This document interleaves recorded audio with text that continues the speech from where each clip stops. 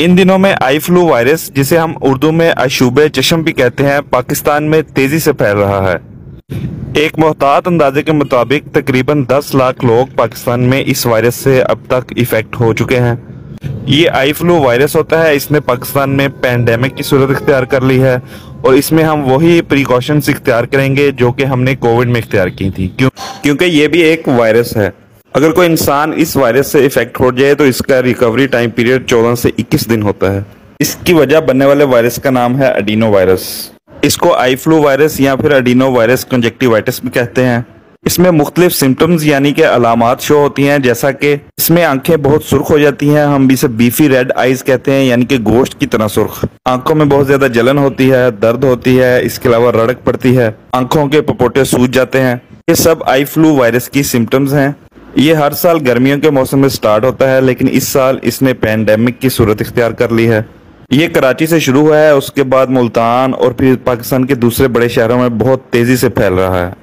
ये हर उम्र के लोगों को मुतासिर कर सकता है, लेकिन बच्चों और बड़ों में ये बहुत ज्यादा मुहलिक साबित हो सकता है। इससे बचने के लिए मैं आपको कुछ इंपॉर्टेंट पॉइंट्स बताऊंगा, आप इसको अच्छे से नोट कर लें। और एक तो यह है, कोई भी मुतासर शख्स जिसमें आंखों की कोई भी बीमारी की अलामत मौजूद है, आप उससे एक प्रॉपर सेफ डिस्टेंस रखें, उसके कॉन्टेक्ट से अवॉइड करें, उसके साथ हैंड शेक मत करें।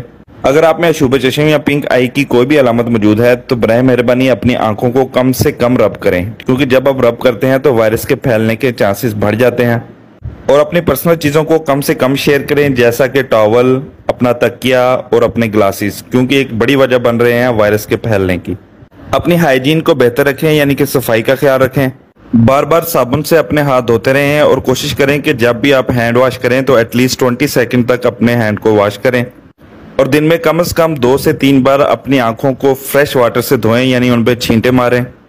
अगर आप इस वायरस से मुतासिर हो चुके हैं तो कोशिश करें कि ग्लासेस लगा कर रखें और कोशिश करें कि अपने पास आप सैनिटाइजर रखें। अगर आप इस वायरस से इफेक्टेड हो चुके हैं तो बराए मेहरबानी दूसरों के फायदे के लिए खुद को इनसे अलग कर लें, खुद को क्वारंटीन कर लें कुछ दिनों के लिए। ये कोविड की तरह पास बैठने से नहीं फैलता है, लेकिन ये कॉन्टेक्ट से फैलता है और खास तौर पर सैनिटाइजर का इस्तेमाल ज्यादा करें। जब किसी शख्स में ये वायरस मुंतकिल होता है तो 2 दिन तक तो कोई अलामतें नहीं आती, बस माइल्ड सी इचिंग होती है, खारिश होती है आंखों में, लेकिन बाकी 8 से 10 दिनों के अंदर अलामतें आना शुरू होती हैं और 10वें दिन तक इसकी मैक्सिमम अलामतें शो हो जाती हैं।